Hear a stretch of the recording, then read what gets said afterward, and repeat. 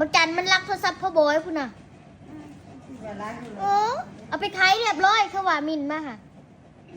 นักมือนี่หรอ แม่นรถจักรคันหนึ่ง มันไม่มีเงินเลยเนาะมันมีมันได้ชัวๆนะ ตุจอยบ่มีเงินบ่เฮ็ดคือจันตี โอ้ยเฮ็ดมาได้เฮ็ดกับบ่รอดบ่ขี่รถบ่เป็นอันขี่รถเป็นเฮ็ดอยู่ ตุจอยศูนย์แต่เศร้าๆคุณพี่น้องเห็นเทื่อน้าน่ะเอาปลาโรโดผู้ใดเทื่อน้าน่ะ ปากกระโดดพุ่นน่ะนี่จะไปปากกระโดด ปลากระโดวะตุจอยว่าสิเอา เออ โอ้ยบ่จันบ่ทันจันดอก ขึ้นนักกระติดไปรู้ พี่น้องเอ้ยจันดาราลักออกบ้านอีกแล้วผู้ใดเห็นก็มินมาแน่เนาะลักออกอีกแล้วลักเอารถจักรแล้วก็ลักเอาโทรศัพท์ในข่าวว่าขายเรียบร้อยโทรศัพท์น่ะไปขายให้เขาว่าสันเขามินมาแมนอยู่บ่พี่น้อง ผู้ใดเห็นจัน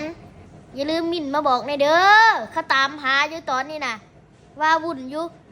อย่าไปตามหานะแม่จันตามหาผัวตัวเองนี่ผัวโอ้ยผัวเจ้าหันแน่เนาะผัวเจ้าหันบ่มีไผเอาให้ร้านตุ๊จ้อยซะตุ๊จ้อยนี่แหละเอานั่นตุ๊จ้อยเนาะสนใจยัง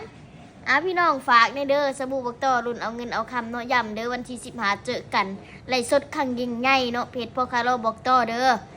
บอกเลยว่าผู้ใดพลาดนี่เบิดเลย โอกาสมาแล้วพี่น้องเจ้าอะไรจะเป็นคนโชคดีต่อไปนะจัดเลยเตรียมเด้อวันที่15เจอกัน